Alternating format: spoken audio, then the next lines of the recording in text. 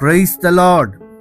ఈ దినమున మనకు అనుగ్రహించబడిన శ్రేష్టమైన యేసయ్య మాట దినవృత్తాంతముల 2వ గ్రంథం 32వ అధ్యాయం 7వ వచనం. మీరు దిగులు పడకుడి, ధైర్యము విడువకుడి. ప్రియమైన వారలారా, మన జీవితంలో సమస్యలు భయపెట్టే పరిస్థితులు తప్పవు. కానీ దేవుని వాక్యం మనకు చెప్తుంది, దిగులు పడకండి, ధైర్యముగా నిలిచి ఉండండి అని. దిగులు మన విశ్వాసాన్ని బలహీనపరుస్తుంది, ధైర్యం మన విశ్వాసాన్ని నిలబెడుతుంది.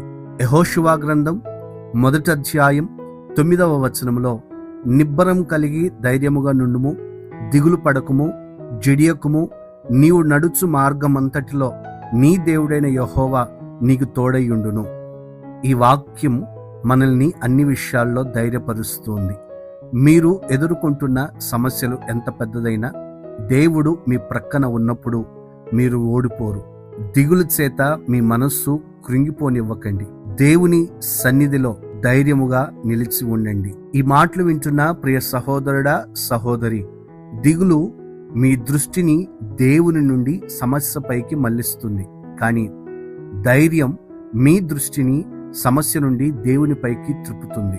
ఈరోజు మీరు ఏ పరిస్థితుల్లో ఉన్నా ధైర్యము విడవకండి. దేవుడు మీకు జయాన్ని ఇస్తాడు. ప్రార్థన. మమ్ములను విడువక ఎడబాయక నిత్యము కంటికి కనుపాపు వలె కాపాడుతున్న యేసయ్య, మీకు స్తోత్రం. మా హృదయములో దిగులు తొలగించండి.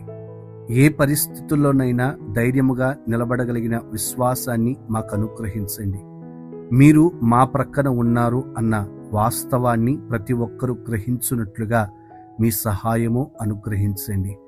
ధైర్యము చెడిపోక విశ్వాస వీరులుగా మేము కొనసాగించబడినట్లుగా మీ సహాయం అనుగ్రహించండి.